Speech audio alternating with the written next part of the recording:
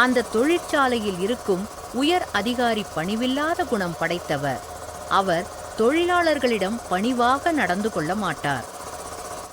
மேலதிகாரியின் பணிவற்ற குணம் தொழிலாளர்களிடம் கோபத்தை ஏற்படுத்தி அவர்களை போராட்டத்தில் ஈடுபட வைத்தது. போராட்டம் பெரிதாக வெடித்து தொழிற்சாலை மூடும் அளவிற்கு வந்துவிட்டது.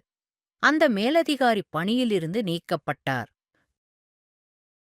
தொழிற்சாலை முதலாளி இந்த பிரச்சனைக்கு முடிவு கட்ட நல்ல பண்புள்ள சான்றோர் ஒருவரை அந்த உயர் பதவிக்கு வேலையில் அமர்த்தினார்.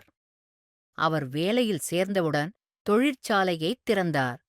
தொழிலாளர்களுடன் அன்பாகவும் மரியாதையாகவும் பேசினார். இவரின் பணிவான அணுகுமுறை தொழிலாளர்களுக்கு பிடித்தது. அவர்கள் உற்சாகமாக வேலை செய்யத் தொடங்கினார்கள். அந்த தொழிற்சாலையில் நல்ல லாபம் கிடைத்தது. முதலாளி தொழிலாளர்களுடன் லாபத்தை பகிர்ந்தார். உங்களின் பணிவான குணம் பகையை வென்று நட்பை உருவாக்கி நல்ல மாற்றத்தை ஏற்படுத்தியது. உங்களுக்கு மிகவும் நன்றி என்று பாராட்டினார் தொழிற்சாலை முதலாளி.